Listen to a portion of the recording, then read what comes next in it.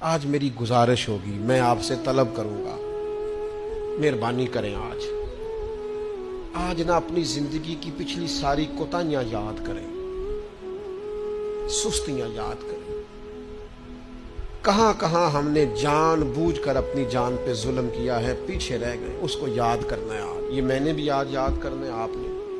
اور پھر ایک اور چیز آپ سے مانگنی ہے، یہ آپ نے ضرور کرنا ہے۔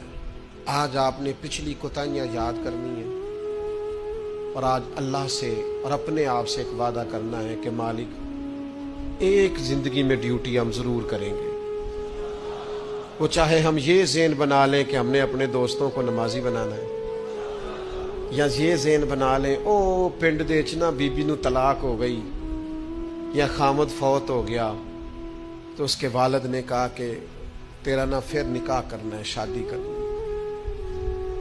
میں کہ نہیں ابا جی ہوں نہیں۔ اب پتر پھر عمر کی میں گزرے گی؟ اس آخیا میں نہ ارادہ کر لیا، میں ان ساری زندگی قرآن پاک پڑھانا ہے بچیاں۔ اس طرح کی میں نے درجنوں بیویاں دیکھی ہیں دیہاتوں میں، ساری زندگی اب میں قرآن۔ کوئی انہوں نے مقصد تو بنایا، آج نہ ایک وعدہ کریے، ان بے مقصد نہیں جینا، کوئی مقصد بنانا ہے، کوئی پروگرام، کوئی تھبکی۔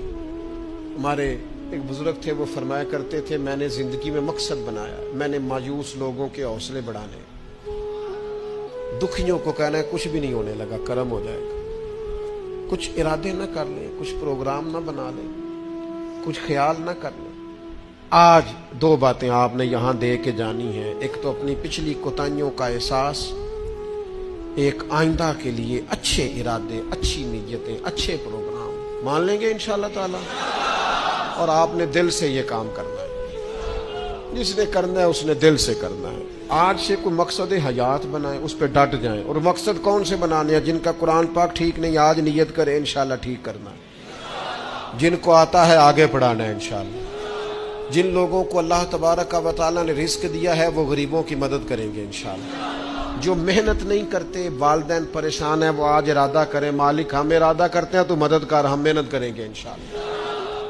جن کے رزق میں کہیں کوئی ملاوٹ ہے، وہ سمجھتے ہیں کہ یار یہ میں پوری دیانتداری سے نہیں لے رہا، وہ آج ارادہ کریں کہ اللہ میں ملاوٹ دور کروں گا، وہ ہم سے نہیں اپنے آپ سے، اللہ سے، اور میں بالکل جائز لیا کروں گا۔ آج سے پکے ارادے، پکی نیتیں اور مضبوط پروگرام۔ جنہوں نے جان بوجھ کے نمازیں عبادتیں ترک کی ہیں وہ آج ارادے کریں کہ بس بھائی آج کے بعد انشاءاللہ۔ آپ ارادہ تو کریں، آپ پروگرام تو بنائیں، وہ تو کریم ہی بڑا ہے۔ صحیح مسلم میں حدیث ہے، حضور فرماتے ہیں جو بندہ اللہ کی طرف ایک بالشت آتا ہے نہ ایک گٹ، اللہ اس کی طرف پورا ہاتھ آتا ہے۔ اور فرمایا جو مالک کی طرف چل کے جاتا ہے اللہ کی رحمت اس کی طرف دوڑ کے جاتی ہے۔ آپ ارادہ تو کریں، دیکھیں تو صحیح، میری طلب بھی تو تیرے کرم کا صدقہ ہے۔ یہ پاؤں اٹھتے نہیں بلکہ یہ اٹھائے گا۔